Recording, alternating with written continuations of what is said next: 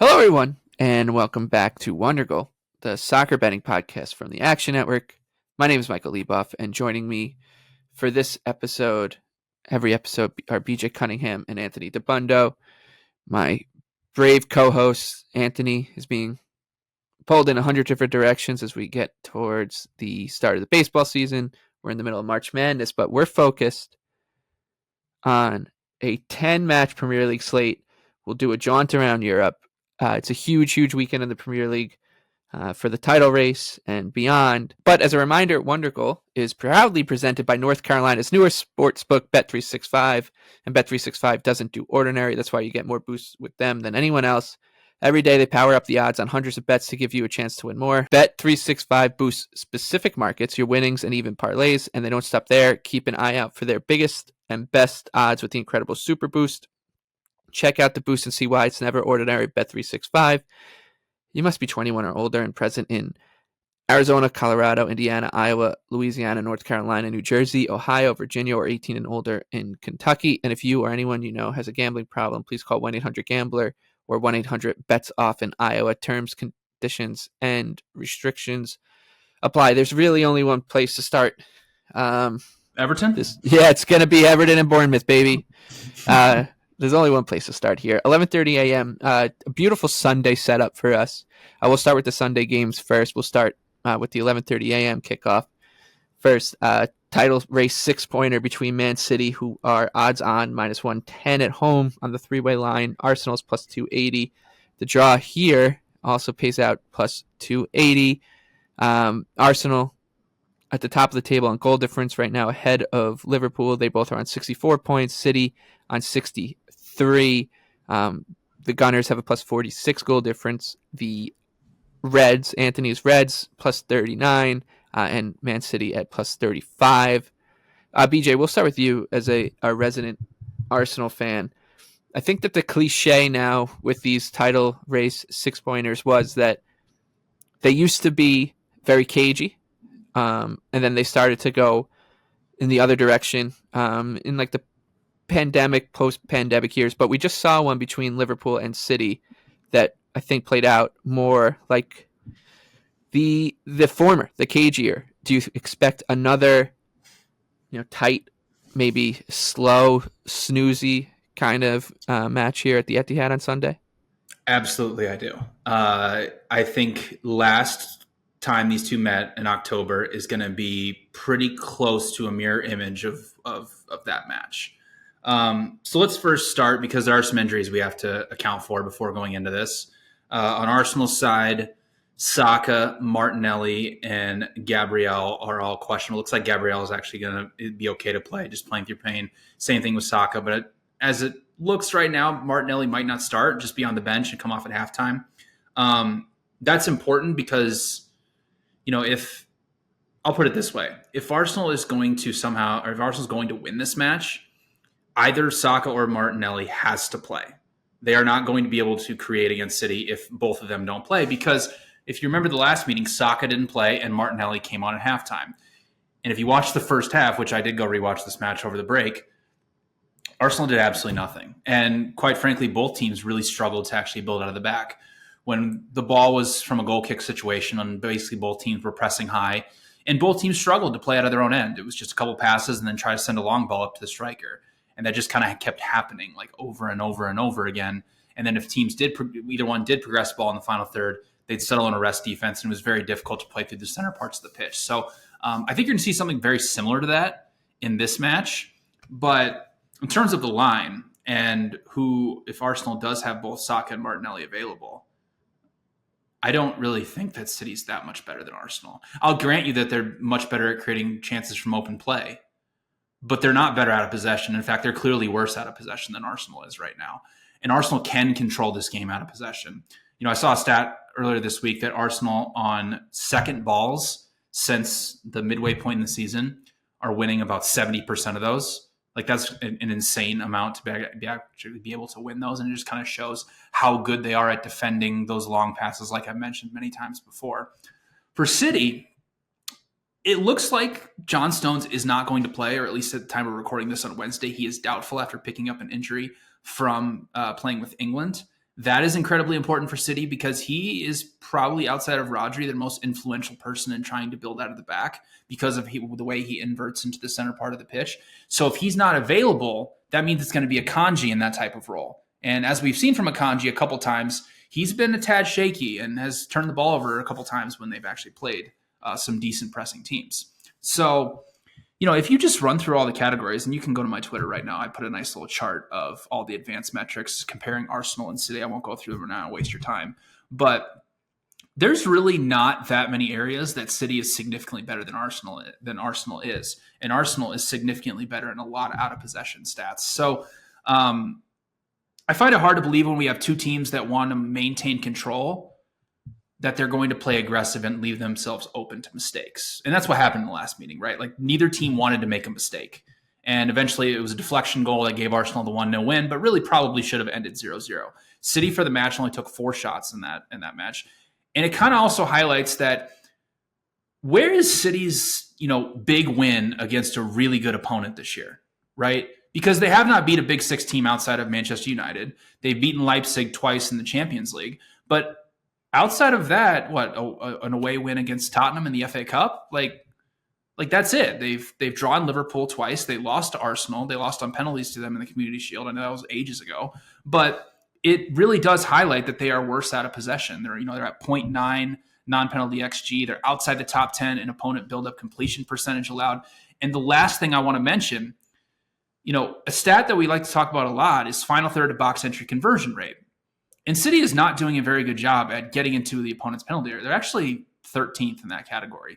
And defensively, they actually are outside the top 10 as well, whereas Arsenal is first and second offensively and defensively in that category. So there's clear signs that City is worse out of possession. They've been exposed in transition many times. And if Stones and Kyle Walker, who's also questionable for this match, are not going to play, that's going to leave a lot of space out wide for both Saka and Martinelli to operate in 1v1 situations. So I think this does play out cagey. I do like under 2.5 at anything plus money. And if Saka or Martinelli start, I really like Arsenal plus 0.5 because I don't think that they are worse than City. And I think that these two teams are actually really comparable right now.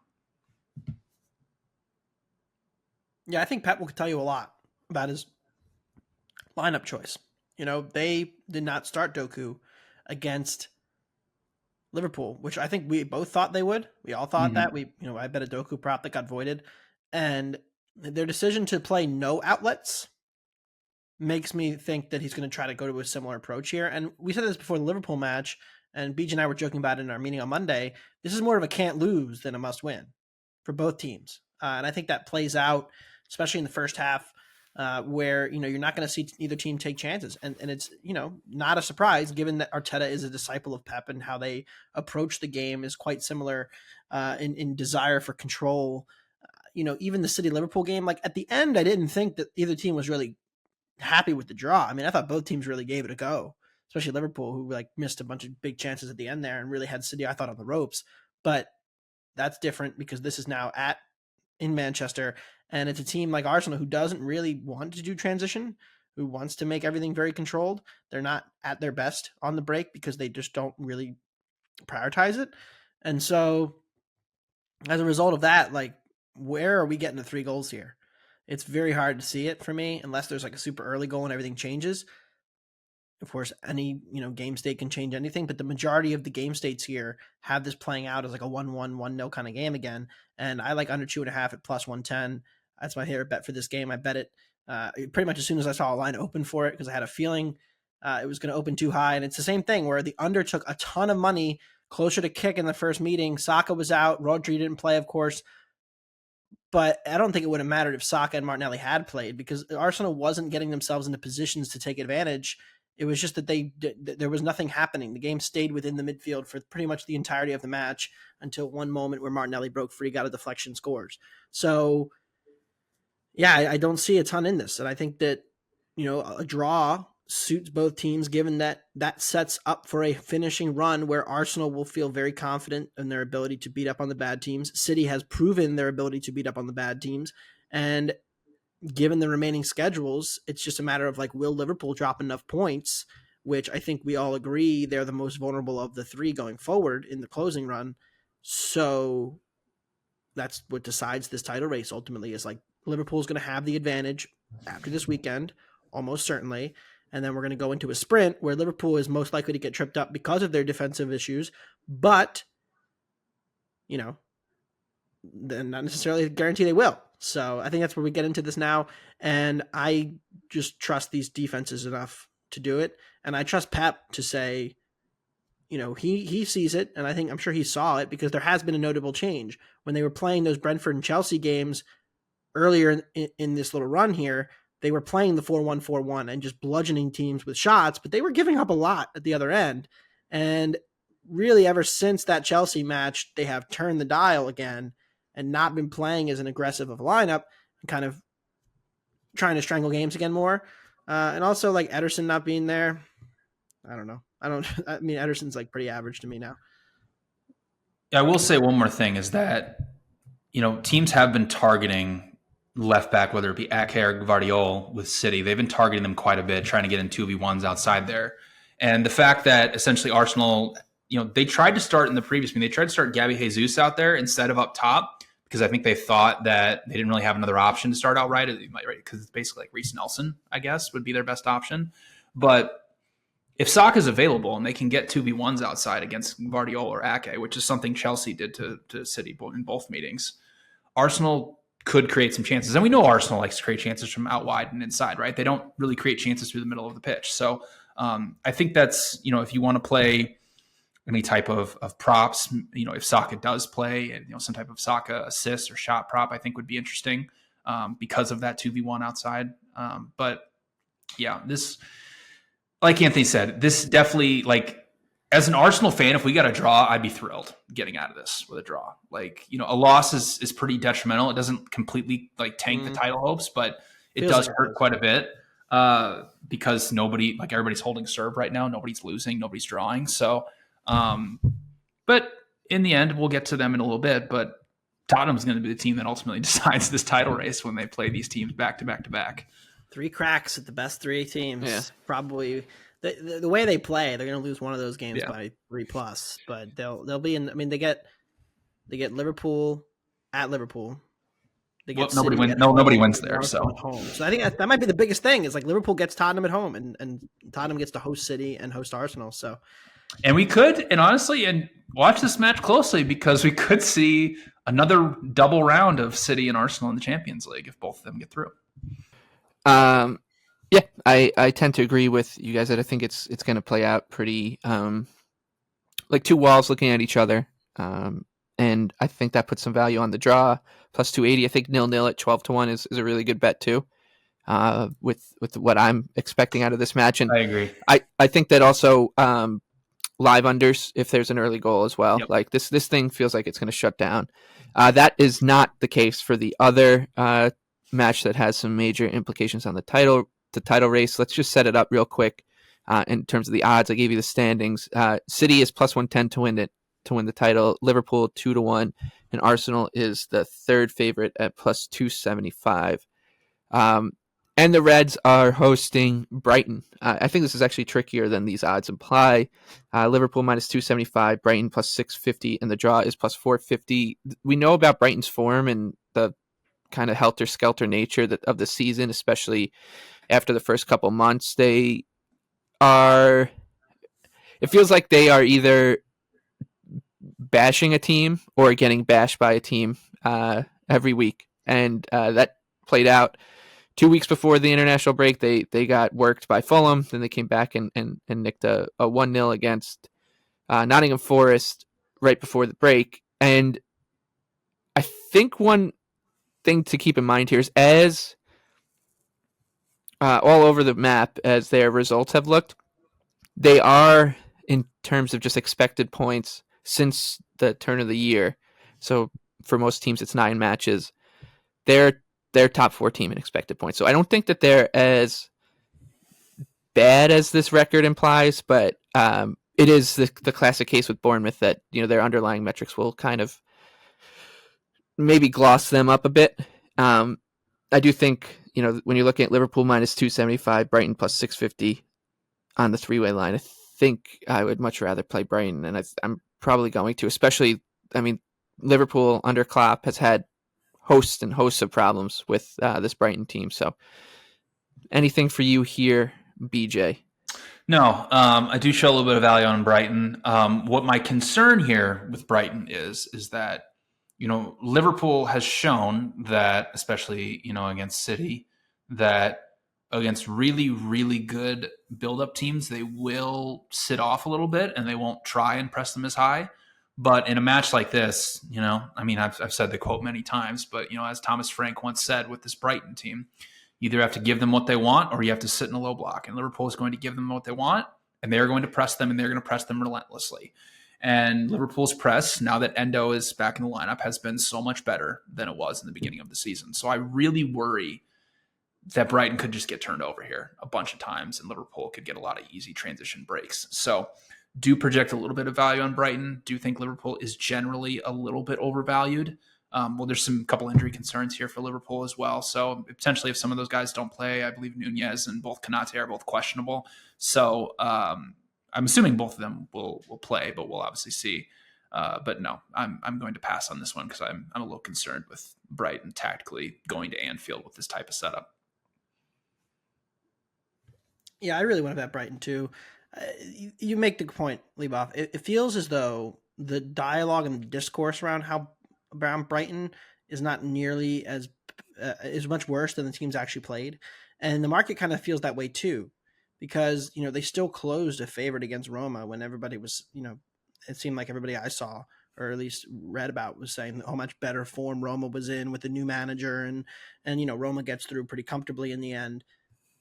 But the problem is that when Brighton has traveled this season with their approach, they have really struggled in transition defense. Their transition defense numbers have held up better at home. They've actually been, I think, underrated defensively relative to what you'd expect them to be this year. Their defense is still an above-average Premier League defense, which I don't think we all thought for sure. The bigger problem has been goals for them. And so that leads me to want to play the under here.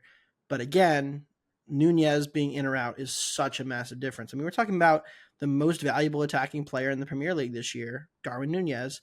So whether he's in or out, huge swing. And then, the rest of this injury situation, it looks like Jota is still another week away. Trent is still another week away. So, there's still a lot of uncertainty with who's going to actually play for Liverpool in this game. But if Konate is out, which is unclear as well, I still think the defense is vulnerable too. So I come down on this, leaning toward Brighton on the under, but not wanting to bet against Liverpool at Anfield. And I have a strict rule against that right now. So I'm just going to lay off this one. Well, don't worry. They're going to lose their next match at home. It's Sheffield, right? Yeah, Sheffield. Yeah. We'll get 35-1 on that, Michael. Sheffield plus very 3. excited. The Brighton conversation. Brighton, I don't even want to do Brighton to score first. Liverpool's come from behind so effectively. And the other thing with Brighton as well is obviously Matoma's out, but even more important, João Pedro is also out. Still out. Yeah, that's the thing. He's their best attacker. Yeah, even if you take out penalties, he's been pretty productive for them. Yeah. Brighton, no March, no Matoma, no João Pedro. That was the front three that started the season, alongside with / one of Welbeck or Ferg. And so when you just don't have those three, I mean, we talk about how fungible Brighton is and how interchangeable, but that's still the three guys who they expected to come into the season as their 3 or their 4 best attackers, just not playing. It's detrimental when you don't have your 3 best attackers. Even if you have good ones behind them, you're always going to be worse without your 3 best attackers. And it's shown in the numbers. I mean, they didn't create much against Roma. They were down 4 goals.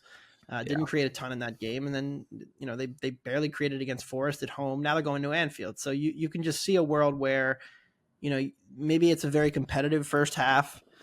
Brighton can't quite break through. And then it's 1-0 Liverpool late. You're holding a +1.5. And you just know that the second goal is going to come.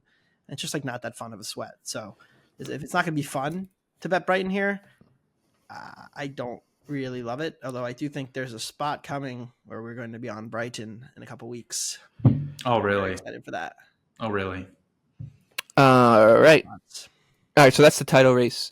Those matches, like I said, the Liverpool match is 9 a.m. on Sunday. The City Arsenal match comes in at 11:30 a.m. Man, if Liverpool drops points, that'd be so amazing. Yeah, it'll set up for a beautiful, beautiful Sunday morning for for everybody, especially Anthony, who he'll have his scarf out singing "You Never Walk Alone." And then I'll switch to the sky blue scarf at 11:30. I mean, it's a great doubleheader. Yeah. Yeah. Thanks, Tips. Newcastle next. This is all you, Tony. They're minus 120 at home against West Ham. The Hammers traveling plus 280, and this draw is plus 320. What a difference a year makes. Right. Last year, we would have been highlighting these two defenses and saying that they were, two of the 5 or 6, 7 best.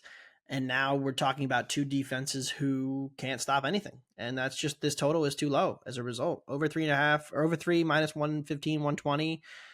West Ham this season, bottom 3 defense. They are now worse in just pure XG than Burnley. And if you take any Newcastle number after October, they are in the bottom 3, worse than West Ham, Burnley, and even worse than Sheffield by XG. So that's how bad Newcastle's numbers had fallen. And there's not a ton to think that, like, West Ham, how they're designed to play, with their ability in transition, with their full front 3 healthy, which has not always been true this year, they're a pretty effective counterattacking unit.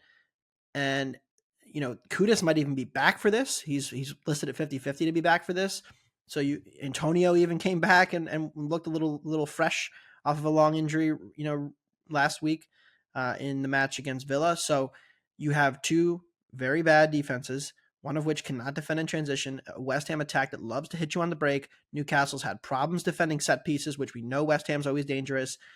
I think this total's low at 3, and I'm going to roll with the over as a result. Newcastle also, we know that Wilson's done, but they do have now Isak fit. So that's nice, at least, to have one of the two guys that they rely so heavily on. And meanwhile, like, the rest of the defenders don't look to be back here between Trippier, even Livramento is questionable. So, like, all of their fullbacks are hurt, just about. All right. So you're looking at the over there. Unfortunately, that means Everton and Bournemouth up next. Yes.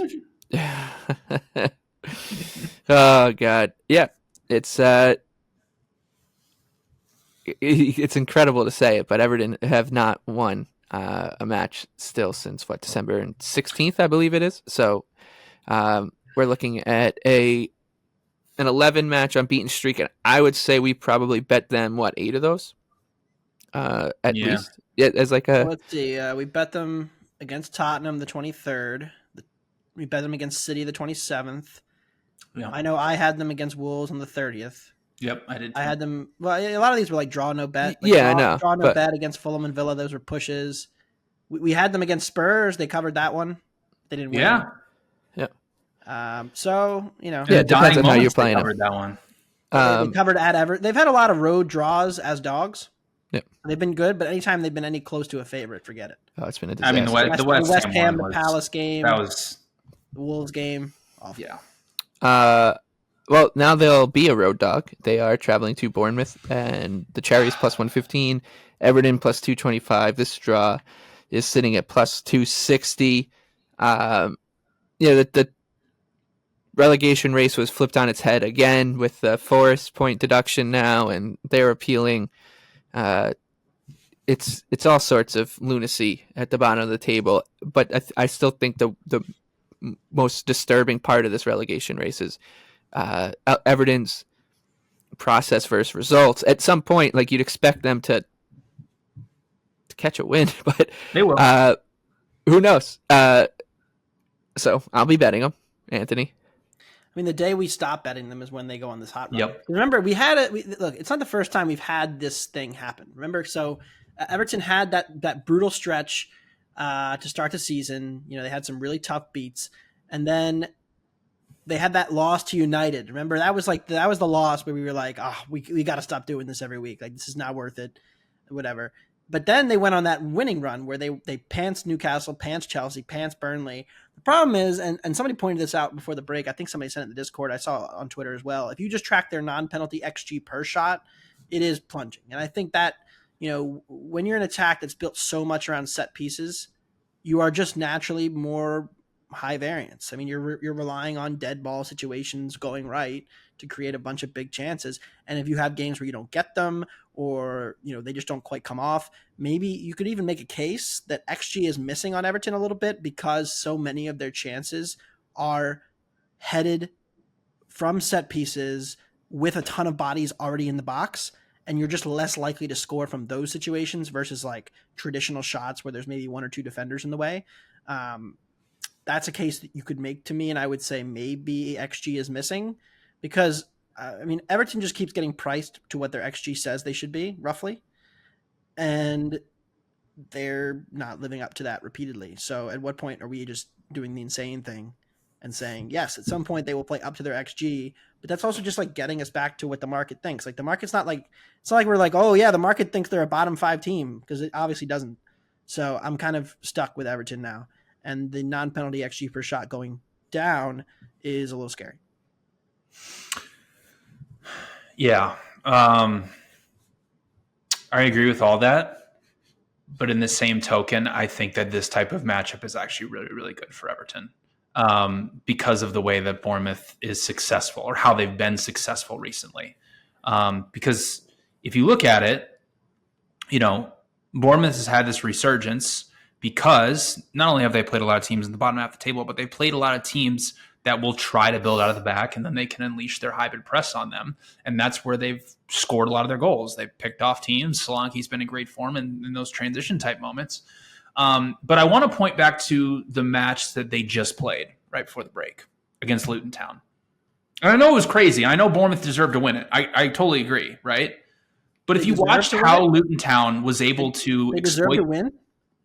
I mean, yeah, in the end, they created more chances. They were down 3-0. I know they were down 3-0, but in the end, they created more chances. And yes, in the end, they were the better team, right? That's so, back on that. But my point is that if you watched how Luton Town was able to exploit them in transition, where were they exploiting them? They were exploiting them in the wide areas.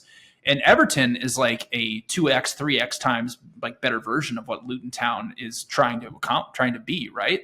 So you look at how Bournemouth gave up all those chances. They're basically just off of crosses, right? And that's all Everton does. And the other thing I want to point out with Bournemouth is I know that they are very diverse tactically. Like they can play in transition, they can build out of the back. If Everton just says we're going to sit in a mid block, like try and break us down, like I don't really see a scenario where Bournemouth is good enough to do that. And also Bournemouth has made mistakes in build up. They did it the last time they faced Everton when Everton beat them 3-0. And the last point I want to make, Bournemouth is really struggling with aerial duels. They're bottom 3 in the Premier League, around 45%.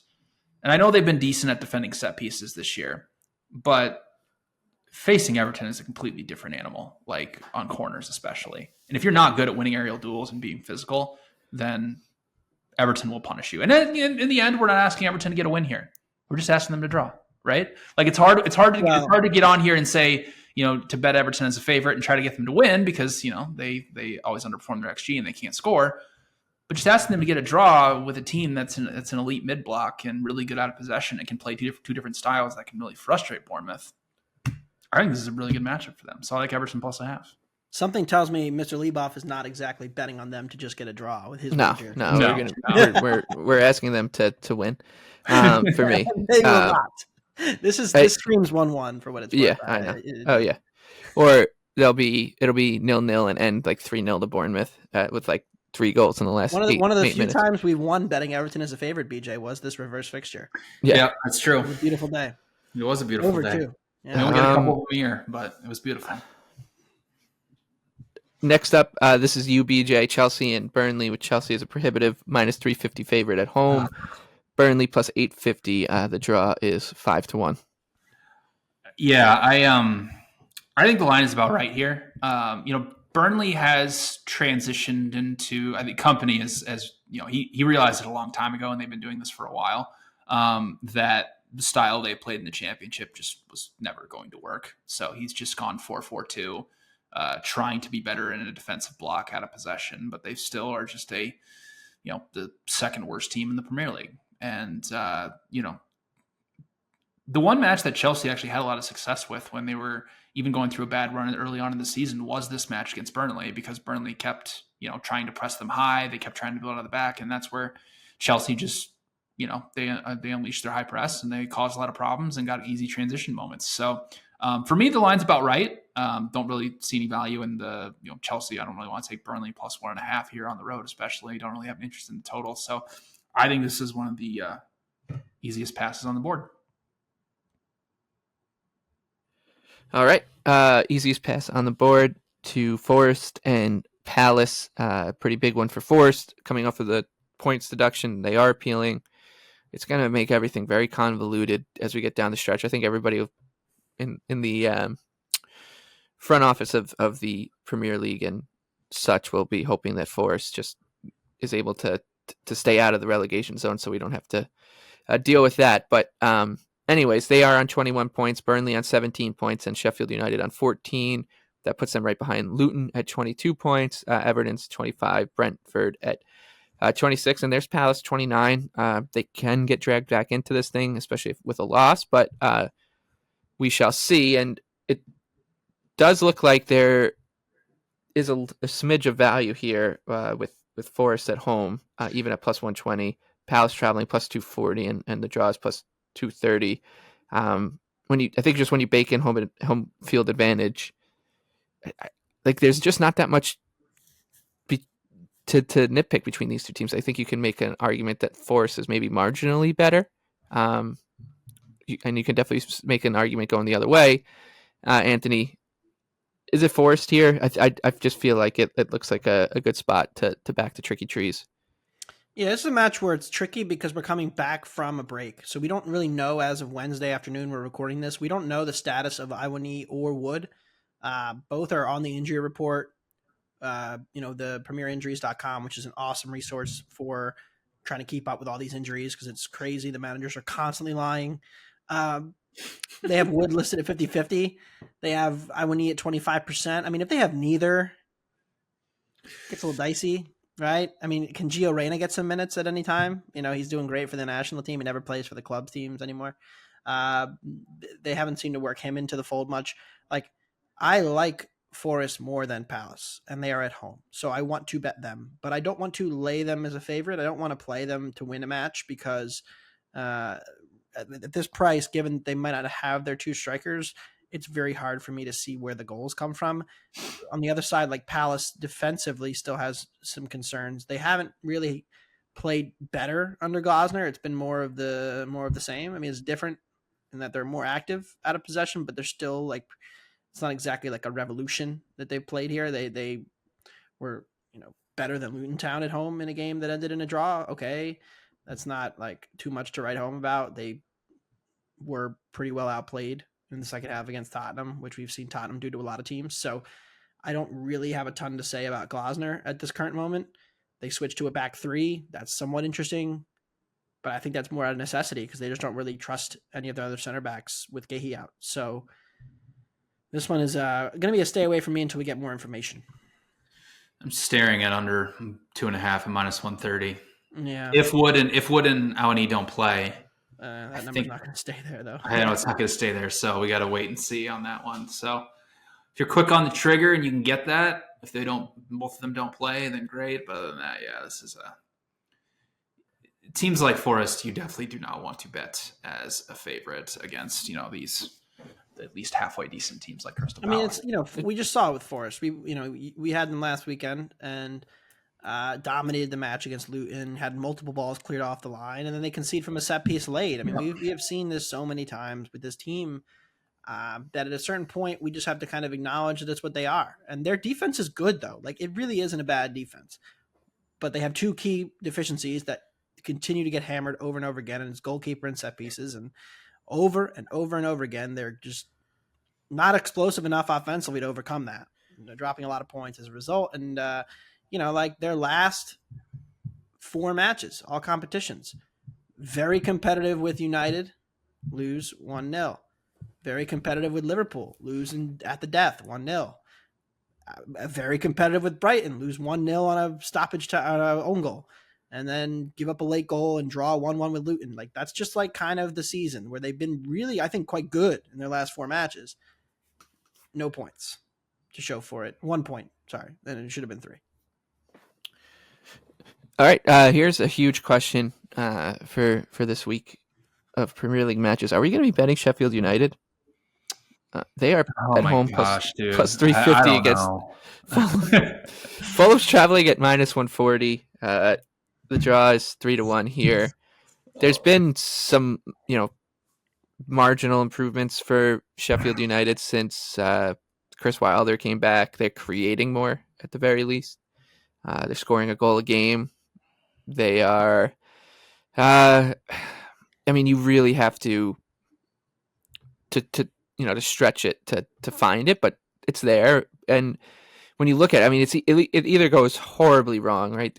You look at their last 6 matches, they've got 3 that were 5-0 or worse, because there's 2 5-0s and then the 6-0. The home results are hilarious. Yeah, they're insane. Then they earned a just a weird draw against Bournemouth in their last match before the break. They beat Luton Town, and I thought that was well earned. A couple weeks before that, it was a draw against West Ham. So the point is, they're picking up more points now than they were before Wilder came in with Heckingbottom. But is that enough against a Fulham team that is in decent form? 3 of 4.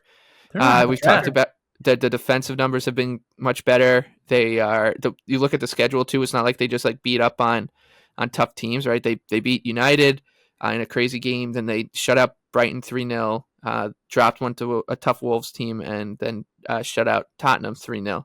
So I do think the number is tempting on Sheffield United at home, but it's still Sheffield United, BJ. Yeah, I'm close. I'm close to actually betting on them. I just don't know if I can do it because I think Fulham's just actually an improved team now that they are not just the low block transitional Fulham. They're trying to press, they're trying to play more transitionally, and they have a great striker in Munoz now. He's so much better than Jimenez, and it makes actually Fulham a very somewhat attractive offensive team versus having just a pit or a hole that the ball goes to, right, with Jimenez. Damn. How do you really? I know it's harsh, but it's the truth comparatively to what it's been. He's Remember getting. when Raul had those 2 games though. I know those 2 games we'll never forget about.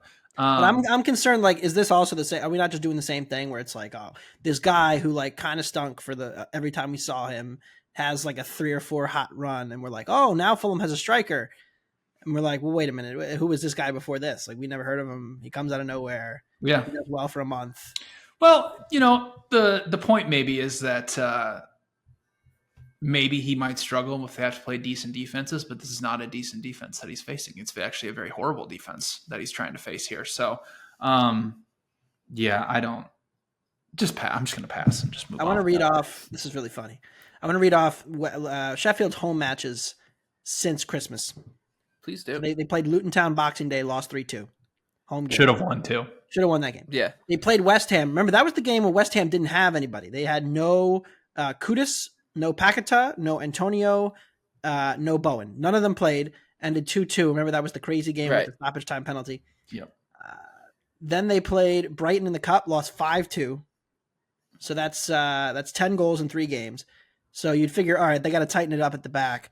Since then, they lost 5-0 at home to Villa, 5-0 at home to Brighton, and 6-0 at home to Arsenal. Those are their last 3 home results. So they've now conceded 26 goals in 6 home matches in all competitions. Thinking about the over then. We're thinking about, and we got to get them. I think this is it.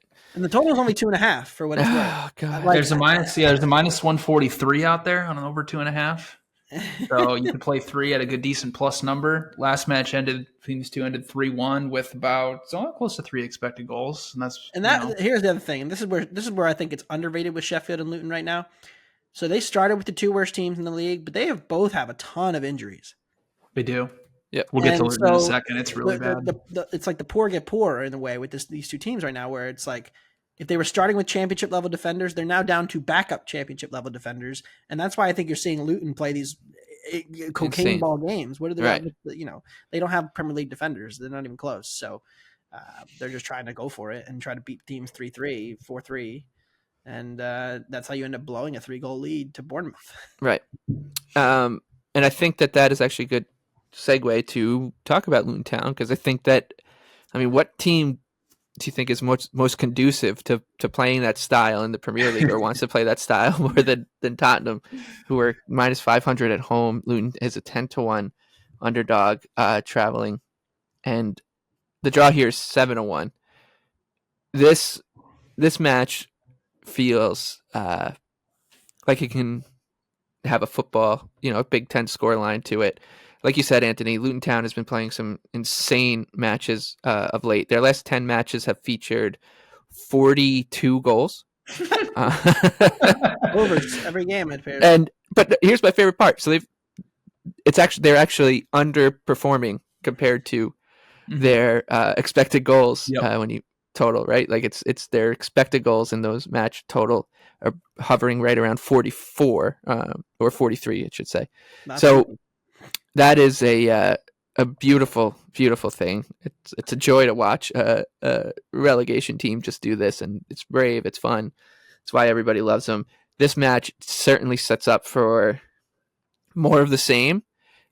I had someone once when I was first starting betting, I was betting boxing. Someone was like, the one bet you always want to have exposure to in big boxing matches is the thing that you think is the least likely outcome, because it'll always be the number will always be inflated, whether it's a first round knockout or a fight between two heavyweights to go the distance, that they're knockout artists. For this one, that would be the 0-0. I don't know if I've seen a 0-0 this high. I don't think I've ever seen a 0-0 this high in a Premier League match. 28-1. 28-1. Okay. We are approaching. You guys can correct me if I'm wrong. I have never seen a Premier League total at 4. Have you guys seen one? There was a Liverpool-Leicester game. That's true. There might be. That was 3.75 juiced over. That's what we're at. That's where we're at right now. Liverpool lost 1-0. Yeah, I remember the match. Yes, I remember that match. Yes. I think they had about 39 shots, like 86 box entries. It was like one of those games. Yeah, and that was pandemic stuff too, I believe, right? I think it was. Yeah, there was also one I think they played that ended 2-1, where I had under 3.75, and it was just not very fun to sweat. Like it was a miracle that we got there. So we'll have to pull it up in Bet Labs right Saturday. We can. So if you follow me in the app, I've already bet over 3.5 at -110. That number's long gone, and I wouldn't play over 3.5 at -145 right now. But here's what I want to highlight, and Anthony kind of mentioned it with the injury situation. Here's what's going on with Luton Town and maybe why they're playing this cocaine ball, right? So as of right now, going into this match, Mapanzu, Sambi Lakanga, and Marvelous Nakamba are all probably going to miss this one. Those are their only 3 defensive midfielders that they have on the roster. So there's no ball stopping in the middle. It's just Ross Barkley. That's basically it. That's all they have. Or they have some like Championship League One type of holding midfielder to actually stop them, right? Then you look at their back line. Locklear's obviously out for the season. Amari Bell and Gabriel Osho are both out as well. So they're on a 4th choice center back of Reece Burke. So what else are they supposed to do? Like, they can't just sit in the low defensive block. They'll just get punished time and time again. So they have to press high. They got to go man-to-man, and they just got to go for it. Like, they don't really have another choice but to do that. And it's something I've been saying for many, many weeks now. But this matchup actually sets up pretty good for them to score. And it's why, if you missed the over 3.5 at a decent number, over 2.5 and both teams to score, the Debundo special is -150 right now, which I think is a little low because, the way Tottenham likes to build up is mostly if Van de Ven's available for this match. If he's not, it's a big loss for them. But Tottenham obviously likes to build up in a 2-3-5. So what they do is they concede space in wide areas. Well, that's the only place that Luton Town creates their chances from. It's from crosses and set pieces. So if Tottenham's going to concede that area and play a very aggressive high line, like Luton's going to have chances on the break here to definitely create maybe a couple chances. And the Tottenham defense, has been essentially just held up by if Van de Ven's hamstring is healthy or Vicario's shot stopping. Like, that's basically it. So, I over 2.5 both team to score is -150. That's what I like for this one. I feel bad for Luton Town because they don't have another option. So this is going to be. Like, if you're tuning in, because by the way, love the way the Premier League scheduled out this Saturday of all these matches. I think it's beautiful. 4 different time windows. If you're watching any match in the 11 a.m. Eastern window, just as a neutral, I think this is the one you got to circle and you got to watch. And then after that, obviously, you can watch Everton implode at on the South Coast. But this one's going to be fun. So here's Luton away from home against good teams. 4 to Brighton, 3 to Chelsea, 3 to Villa, only 1 to United, 3 to Brentford, 4 to Liverpool, and 4 to Newcastle. They have not gone to Arsenal. They have not gone to Tottenham. They have not gone to City. That is 3 of their next 4 matches. Yeah. So there's still minus 150 to be relegated out there, by the way. Been. Minus 150 to be relegated is still out there. Yeah, I think it's worth it. Yeah. They're not getting results. I don't think they're getting any results from their away matches. They're getting a 0-0. They're getting the 0-0 here. So. After that, though. Yeah, after that, they do get Everton at home. So yeah. I think we have a 0-0 round robin coming up, Michael. If we've got City Arsenal, this one in here. The weekend coming back from the break where we play under. All the unders. Every under. Yeah. Okay. Last Premier League match to touch on here is Villa and Wolves. Villa minus 167. Yeah, and Wolves are banged up though. They're 4-1, and the draw here is plus 333. We talked a lot about Wolves being a great team to punch up, and I'm still a little tempted because it's a big number, and I do think that they are a team that is just like greater than the sum of its parts. So some injuries, obviously key ones up top are no bueno, but I think if there's still more Villa money to come as those injuries become more pronounced and like known, I'll probably bet Wolves. But what say you, Anthony? Well, they gave up over 3 XG to Coventry in the Cup at home last week. 2 weeks ago, they still are without Hwang Hee-chan and Neto, and it looks like Neto might be done for the year. So big loss. Chan's out for another 3 weeks, and then Cunha is questionable listed.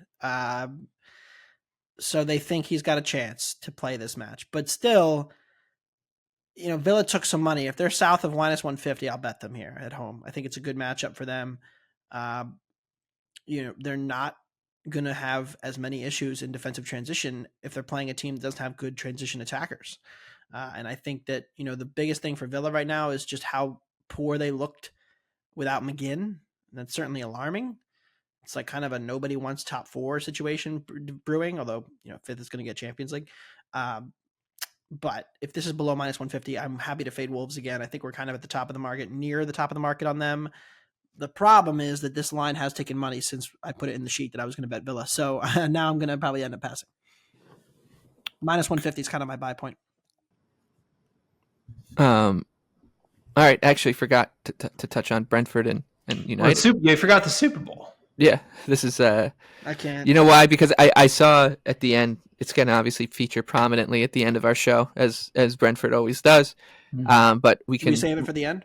Yeah, we can save it. Let's do it. All right, let's talk about it later. Yeah. So let's move on to the Bundesliga. And everybody who listens to this show knows who we're betting. Anyway. Yeah, exactly. You don't even. Can I just say one little thing before we get there? This match last year was probably the most satisfying Premier League match that I've ever watched. Was that the first one of the season or third match? Yeah, the 4-0. Yeah. That was the most satisfying I think I've ever. Right out of the gates, that was the best I've had ever watching a Premier League match. Yeah.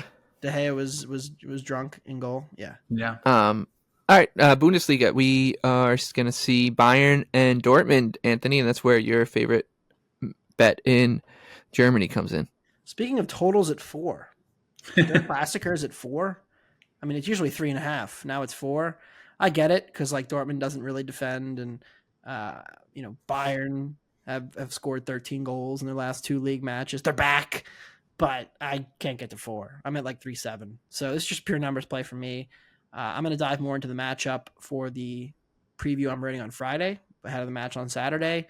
It's kind of like the least exciting Der Klassiker we've had in a while because, I don't know, the title race is kind of over. The top 4 race is somewhat interesting for Dortmund, but Bayern and Dortmund both have big matches coming up in the Champions League, and I think this is a good kind of measuring stick to see what they look like ahead of those matches where the market is steaming pretty hard against both, with Arsenal and Atleti taking money. So the market doesn't believe much in these German teams, but we'll see what they look like against each other.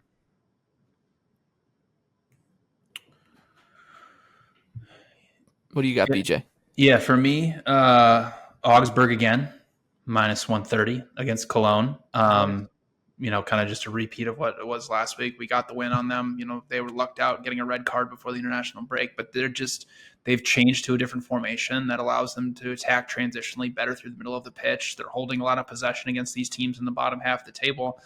And the market just continues to think that this Cologne team's going to bounce back somehow and get out of this relegation fight. But if it wasn't for Darmstadt, they'd have the worst expected goal differential in the Bundesliga.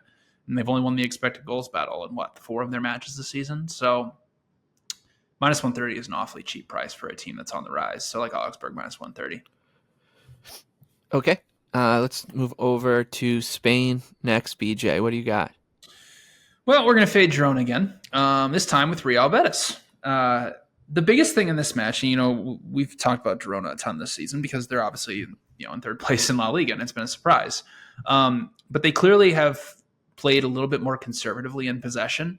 And I think what's been happening as well is teams, I watched a little bit of the Getafe match, but teams are more willing to press them instead of just sitting in a defensive block and just like getting overloaded and everything. So, Real Betis is a very good defensive structural team that does play a little bit passively. But the biggest thing with Real Betis is their best offensive player, Isco, has missed 5 matches, and he's back for this one now after the international break. He is incredibly important to them because he leads them in every single offensive category that they have. And without him, their attack is just absolutely nothing. So I generally think that Girona is still getting a little overvalued here in the market. So I like Real Betis plus a half at plus 120. Anthony? Yeah, didn't quite get there on the BTTS first half for that one, but I'm gonna, we talked about, you just talking about Getafe. I bet they're over when they played Girona last 2 weeks ago. Didn't quite get there. Sevilla now gets them over 2.5 is plus 130. Sevilla's attack has been trending upward, and the series has been, bagging goals for them. And Getafe has played more open style this year than past years. So, I have this pretty close to 2.5, just pure XG projection. So I'm going to take a shot on over 2.5 plus 130. I've been playing more La Liga overs than ever this year. It's kind of awful, and I never like to watch the games because they're incredibly boring. But I do like the over 2.5 there. And it's kind of similar in the opposite sense that, I don't like watching the Italian matches either because they all end, 0-0 these days. But under 2.5 versus Sassuolo Udinese for me, minus 115. Like, these are two of just dire attacks. Udinese has got a pretty good defensive, setup this year, and the market opens these Udinese totals way too high consistently, and they usually get bet down. It's been a pretty good CLV moneymaker over the last few months. In an Italian relegation race that I have some thoughts on once BJ talks about who he's betting. Yeah, well, it's a relegation 6-pointer, Cagliari against Verona. And I think what we always have to look at is because there are a few unique teams throughout Europe, Mallorca, Las Palmas. Cagliari, if you don't know, is on an island on the Italian coast. And they've played much better on that island this season. Plus 4.6 expected goal differential, have one of the worst XG differentials away from home. But this match is on the island. And they have changed. Claudio Ranieri is their manager. He's changed them to a 4-4-1-1, give them more defensive solidity. They've been better recently, allowed 5.5 expected goals in their last 5 matches. They've also been a deadly transition team this year, second and final third to box entry conversion rate. And they're facing just a god-awful Verona offense. They have not created an over 1 expected goal in 7 straight matches, only averaging 0.71 non-penalty XG per 90 this season.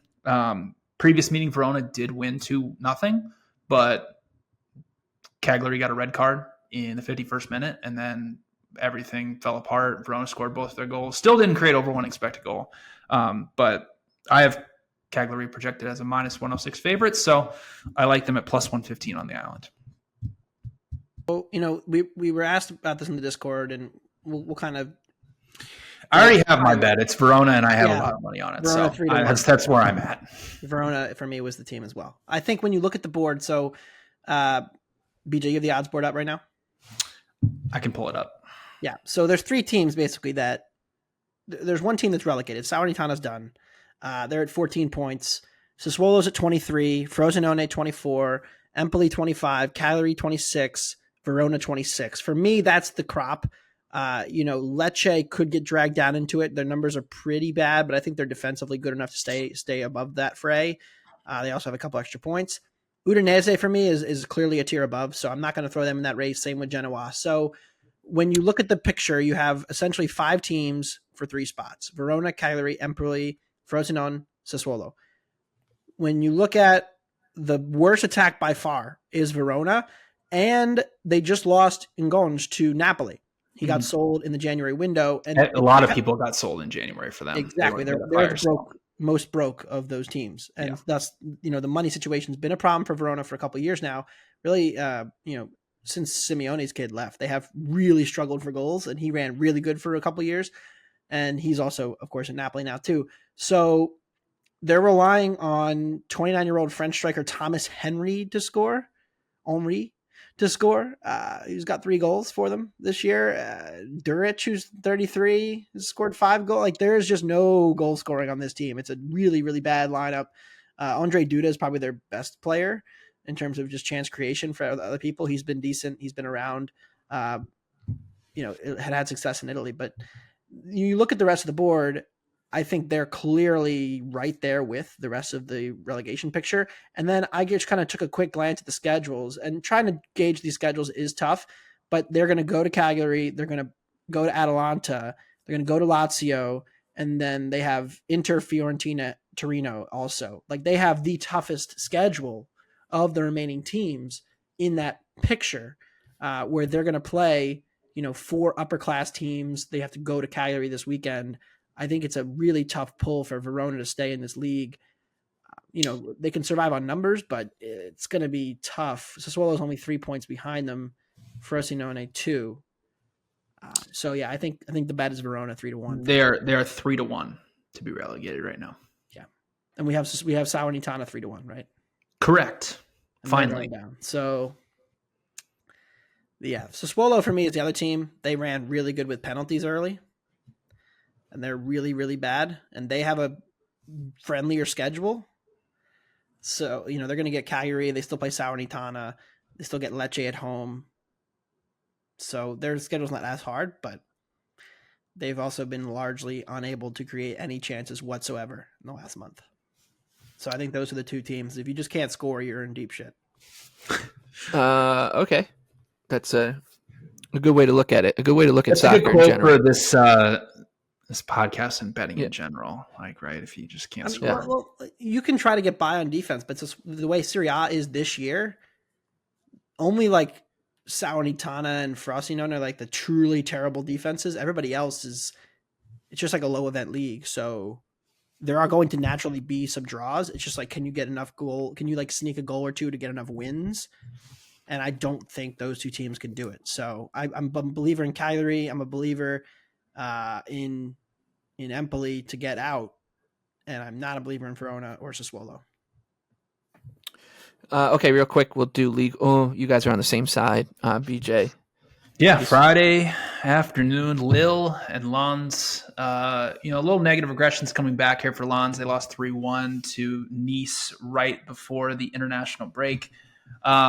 And Lille is just, they've been a really impressive tactical team, mainly with what they're able to do out of possession. Like, I was doing a little bit of research on them and studying them over the break, that they tend to press out of a 4-2-4, which is something that Vincent Kompany was trying with Burnley early on in the Premier League, and it didn't go well. But the theory behind it is if you press with the front 4, you force a lot of long balls, and they have a couple really athletic center backs. Yoro is going to be a hot commodity this summer, the 18-year-old. But they're really good at winning those aerial duels, so they just force teams into a lot of long balls, which is basically how Lens creates or gets the ball moving forward a lot. So they have been really, really good at possession and defensively, allowing under 1 non-penalty expected goal. But, in possession, they do a really, slow build up, kind of similar to Brighton, not to the extreme that Brighton does it, but they do very, very slow, and they do a really good job of pulling teams out of position to create space, especially like David getting in behind and everything. So, and even if you're just looking at, pure numbers, they have the second best expected goal differential in Ligue 1 since the beginning of December. And Lons, like we mentioned last week, has been running really well defensively, because the goal keeper situation has just been really good for them, but he's starting to regress a little bit. So, I think it's a really good spot here for Lille. I think they're undervalued here against Lens, so I like them plus 115. Anything you need to add? No? All right, love it. So you two on Lille. Now we go on to our underdogs. As we say, we didn't really talk much about Brentford and United. I'll get the conversation started here. They are my favorite dog this weekend. They are plus 200 against Manchester United. It's not been pretty for Brentford at all of late, and the numbers are coming down, but they should have some success against this Manchester United defense. So you can basically just take every handicap we've had with United, where we're trying to pick on their defense and the injury crisis and the general lack of everybody pulling the rope in the same direction, and against a team like Brentford, where that is supposed to be their strength, it could be a pretty big problem. As I said, it's not been pretty for Brentford. The defense has been particularly leaky since the festive fixtures, but I do think at home, as an underdog, they should be able to play to this number. So I'll take Brentford to get this thing started. Anthony, who are you going with? Brian and Mbeumo back, right? Correct. Back. Yeah, time, yeah. So, I tweeted a picture of this during the Liverpool United match, but there was a point where Liverpool broke through the press. There was just 30 yards to go forward and no defense. That happens all the time. Yeah. And for Brentford, it's just they're going to boot it long, win second balls, and attack. And I think it's a decent matchup. United's attack is showing some real life, though. So that'll be interesting. Marseille, plus 220 in Le Classique at home against PSG. This is an example where I think you might see less Mbappe than you're used to, because Enrique's been playing this weird coy media game / start him, sit him with Mbappe. Of course, when it matters most, the Champions League, he's going to play Mbappe, but he's been, starting to prepare them for life after Mbappe, and, coming back from the break here, you might not see as much Kylian as you're used to. So I'm going to go Marseille plus 220 at home. Elite defensive metrics. The attack, it lags behind, but against a PSG team that they generally give competitive games to, I think Marseille is actually a buy team for the first time in a while. They've really fallen off this year in terms of their results, but their performances have been generally comparable.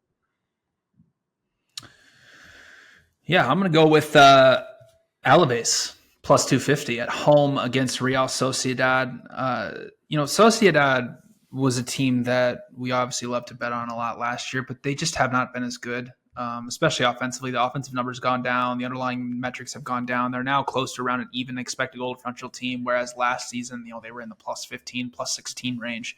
And they're taking on an Alaves team that is one of the few teams in the bottom half of La Liga that actually has a positive expected goal differential. They played really, really well at home this season. They have a really good young striker who's on loan from Atletico Madrid who can give Real Sociedad a lot of problems here. And I generally think that Sociedad is just a little overvalued because of what they've done in the past comparatively to what they actually have been this season. So I like Alaves plus 250. I think this one's going to come in as our shortest underdog parlay of the season. And it's because close. I was, last weekend. 2 out of 3. Our last, and Chelsea ended up winning that match in 90, right? And covering, 90, but it was, by the way, to those of us at plus 1.5, yeah. But it was Coventry was maybe the win of the year, honestly. Yeah. That game, they were up 1-0. I was like, oh, we got it, down 2-1. Oh my god, because I had some +1. And I was just sick to my stomach. And then Haji Wright with the comeback. Haji Wright, yeah. Osberg when Osberg pulled it off, and then we got Augsburg lucked a red card in, and they pulled it off. And then so I wrote it off 2-0. I was on the train actually up to New York to Action Network HQ, and all of a sudden my phone starts blowing up with texts because it was 2-2. It's on. And we're live, and then we weren't live. But you know what? We were not live. We have hit 2 out of 3 7 times this year now, so it's incredible. It's incredible. We'll get them. 33-1. This one comes in at Coventry City was the when I was 8 years old. My family almost moved to England, and the family that was showing us around took us to Crystal Palace versus Coventry City at Selhurst Park when I was an 8-year-old, 1998. Okay, best bets for this massive Premier League weekend coming your way. Anthony, you and I are on the same match, so we'll start. You can go first. I'll go Arsenal City under 2.5 at plus 115. Just really think this is more of a can't lose than a must win for both teams. We saw the first meeting. We've seen multiple meetings between these two teams when they're at full strength defensively, that it's just going to be a very cagey matchup. We know Guardiola has been sitting Doku in favor of a more defensive, more solid lineup in midfield because he knows there are some flaws with this team this year. And I think that all plays out to be just a bit of a lower scoring game than maybe the neutral is expecting. Although they really shouldn't be that surprised because the first meeting between these two teams, no goals, 0.9 XG until about the 85th minute when there was ultimately a breakthrough. You got one goal late. If this is 1-1 going into the second half, I'm going to look for some live unders. I think this plays out to be a low event match that keeps the Premier League title race in a position where nobody is out of it entering the final 8 matches. Yep. I'm going to keep walking down that path. I like the draw at plus 280. I think that this thing is just going to be a rock fight, very, very much a chess match, and two managers adjusting and then adjusting to one another, then over adjusting, and I don't think it's going to have much flow to it. So I think you can play the draw here at plus 280. I think 0-0 at 12-1 is also a decent look. BJ, your favorite bet? Brentford plus a half, minus 145 at home against Manchester United. Anthony hit the nail on the head that Manchester United is just a tactically flawed team out of possession. What has happened, and it's what we've been talking about for many weeks now, is that they just press with their front attackers, and they are so worried about getting exposed in transition that their fullbacks and center backs never come up and aid in the press. So that creates, when you beat the first line of the pressure, just acres of space to go in transition. And that is exactly how Brentford plays. Brian Mbeumo being back is so massive for Brentford. He is 5th in the Premier League this season in XG plus XA per 90 minutes. Think about how impressive that is. This is the first time that we're going to see him and Ivan Toney up top together since a long, long time, dating all the way to back to last season. So this is a Brentford team that has gone through a really bad run. During that run, during this last 15 matches, they have a minus 16 actual goal differential, only a minus 8 expected goal differential. They are so overdue for a result. They're playing at home where they've always played better against a Manchester United team that is really flawed and just so overdue for a just horrible result. This is a wonderful spot. I love Brentford plus a half at minus 145. All right. That does it for us for this week. Best of luck with all your bets in the Premier League and beyond. Enjoy the matches, especially on Sunday. Should be quite a fun day for soccer fans. We'll be back to preview the midweek fixtures again for you on Monday morning. But until then, enjoy. Have a good holiday weekend if you're celebrating. And thank you to our producer, Noah, for all the hard work on the back end and our sponsors, Bet365.